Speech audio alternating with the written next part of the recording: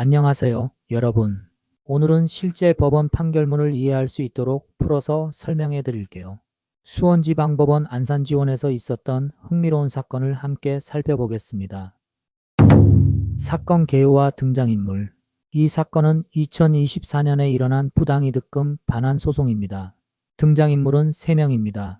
원고 A씨가 피고 B씨와 피고 C씨를 상대로 총 2억 원을 돌려달라고 소송을 낸 사건이에요.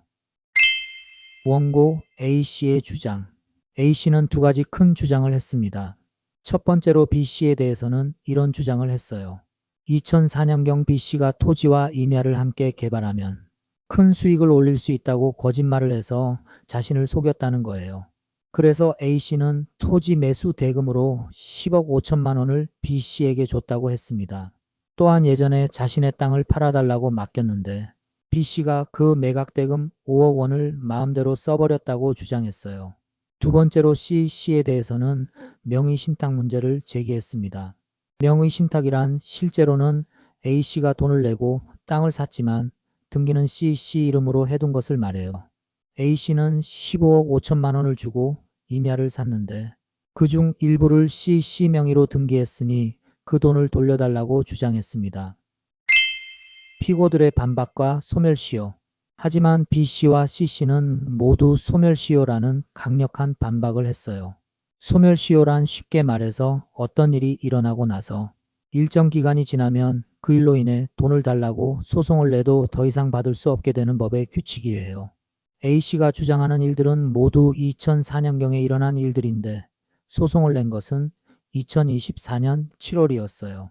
불법행위나 부당이득으로 인한 돈을 달라는 권리는 10년이 지나면 소멸시효가 완성되거든요. 이미 20년이 지난 일이니까 너무 늦었다는 거죠. 원고의 재반박. 이에 대해 A씨는 B씨가 2019년에 소멸시효 이익을 포기했다고 다시 주장했어요. 즉 B씨 스스로 시효가 지났다는 걸 알면서도 그 이익을 주장하지 않겠다고 했다는 거예요. 법원의 판단. 법원은 어떻게 판단했을까요?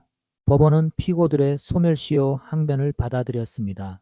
A씨가 주장하는 일들이 설령 사실이라고 하더라도 그 일들이 일어난 지 이미 10년이 훨씬 지난 후에 소송을 제기했기 때문에 소멸시효가 완성되었다고 판단했어요. 그리고 A씨가 B씨가 시효이익을 포기했다고 주장한 것에 대해서도 제출된 증거만으로는 B씨가 정말로 시효이익을 포기했다고 보기 어렵다고 판단했습니다. 최종 판결 결과. 결국 법원은 원고 A씨의 피고들에 대한 모든 청구를 기각했습니다. 즉 A씨는 돈을 한 푼도 돌려받을 수 없게 되었어요. 소송비용 분담. 여기서 중요한 부분이 바로 소송비용입니다. 판결문에는 명확하게 소송비용은 원고가 부담한다고 나와 있어요.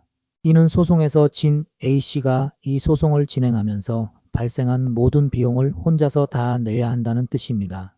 법원에 내는 인지대, 송달료 같은 비용뿐만 아니라 자신의 변호사 비용까지 모두 A씨가 부담하게 되었어요. 우리나라 법에서는 일반적으로 소송에서 진 쪽이 소송비용을 부담하게 됩니다. 교훈과 마무리. 이 사건을 통해 우리가 배울 수 있는 중요한 교훈이 있어요.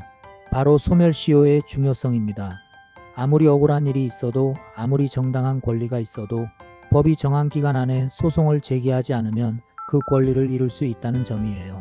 특히 불법행위나 부당이득과 관련된 문제가 생겼을 때는 가능한 한빨리 법적 조치를 취하는 것이 중요합니다. 20년 후에 소송을 내봤자 이미 늦었다는 거죠. 오늘 실제 판결문을 통해 소멸시효가 얼마나 중요한지 그리고 소송비용이 어떻게 분담되는지 알아봤어요. 여러분도 나중에 법적 분쟁이 생기면 시간을 놓치지 말고 빨리 전문가와 상담받으시기 바랍니다. 오늘 판결 설명은 여기까지입니다. 시청해주셔서 감사합니다.